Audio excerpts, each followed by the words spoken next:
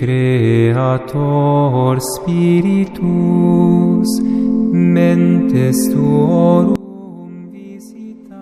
Salam sejahtera bagi kita semua. Pada bagian ini, saya akan menjelaskan sedikit mengenai pesta 7 minggu.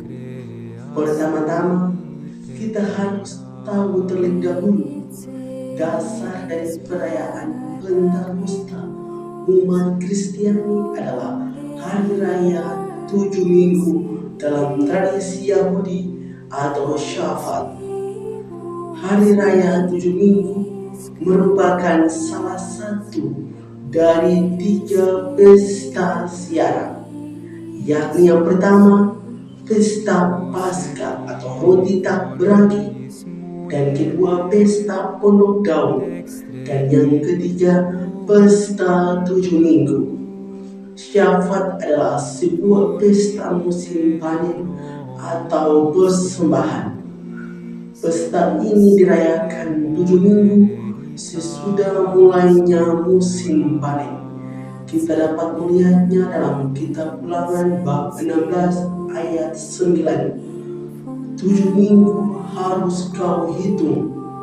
Pada waktu orang mulai menyabit gandum yang belum dituai, haruslah engkau mulai menghitung 7 minggu itu. Saudara-saudaraku yang terkasih dalam Tuhan kita Yesus Kristus, pesta 7 minggu atau seringkali kita sebut Syafat dalam perkembangan, kemudian dalam jangka waktu 7 minggu ini dihitung mulai dari pesta Paskah atau roti tak beragi.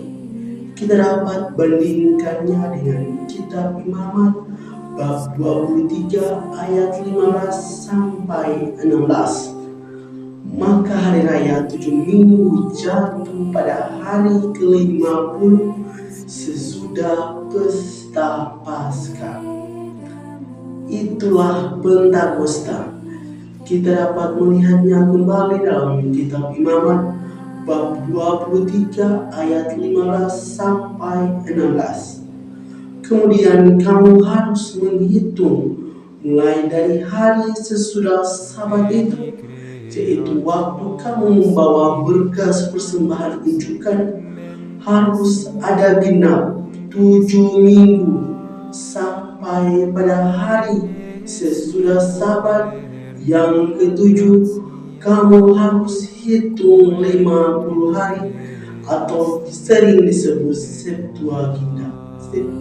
Teman-teman yang terkasih, pada kesempatan ini saya akan menjelaskan tentang kesaksian bapak-bapak gereja mengenai Pentakosta. Salah satunya yaitu Agustinus.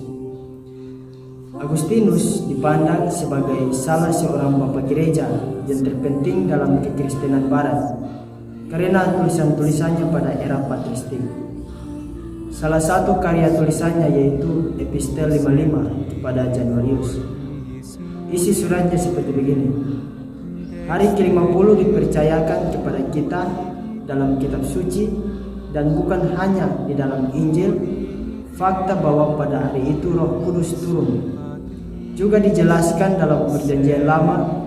Kita belajar bahwa sesudah orang-orang Yahudi merayakan Paskah pertama dengan menyembelih anak domba sebagaimana yang diperintahkan, juga kisah 50 hari berlangsung antara hari itu dan hari di mana di atas Gunung Sinai diberikan kepada Musa hukum Taurat yang ditulis dengan jari-jari Allah, dan jari-jari Allah dinyatakan paling jelas di dalam Injil untuk menandai Roh Kudus.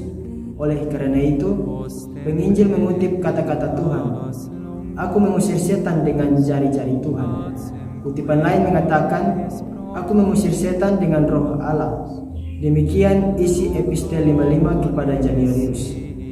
Teman-teman yang terkasih dalam Tuhan kita Yesus Kristus, sangat jelas dalam isi surat tersebut yang menjadi saksi Bapak Gereja, Agustinus menulis bahwa hari ke-50 setelah kebangkitan Tuhan, sesudah orang-orang Yahudi menyembelih domba, dan dikaitkan dalam Perjanjian Lama tentang 50 hari berlangsung di mana Musa menerima 10 perintah Allah di Gunung Sinai.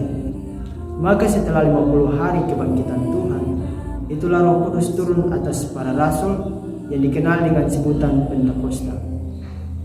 Demikian saya boleh membagi kesaksian Bapak Gereja menurut Agustinus tentang Pentakosta.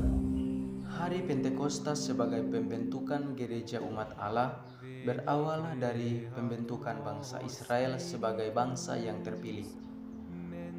Perjanjian Lama, Mazmur 68 ayat 19, memberi gambaran tentang Musa yang naik ke Gunung Sinai dan menerima tabut perjanjian. Setelah Musa turun, barulah terbentuk bangsa Israel sebagai umat Allah.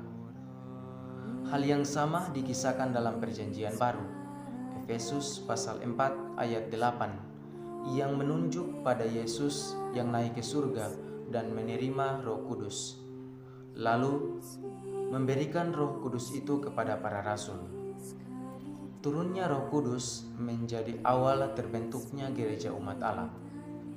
Nah, kalau dilihat, kedua bacaan ini memiliki keterkaitan, di mana yang satu mengisahkan terbentuknya bangsa Israel sebagai umat Allah melalui Musa, sedangkan yang satu mengisahkan terbentuknya gereja umat Allah melalui Yesus Kristus. Jadi, titik tolak dari pesta Pentakosta sebagai pembentukan gereja umat Allah itu berangkat dari kesamaan dua peristiwa, di mana Musa yang naik ke Gunung Sinai untuk menerima pemberian hukum Allah dan turun untuk memberikan hukum itu kepada semua bangsa.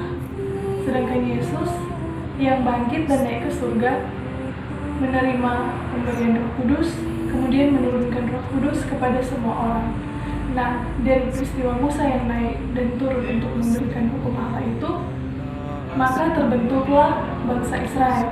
Kemudian dari peristiwa Yesus yang naik ke surga dan menurunkan Roh Kudus, dari situlah terbentuknya gereja umat Allah.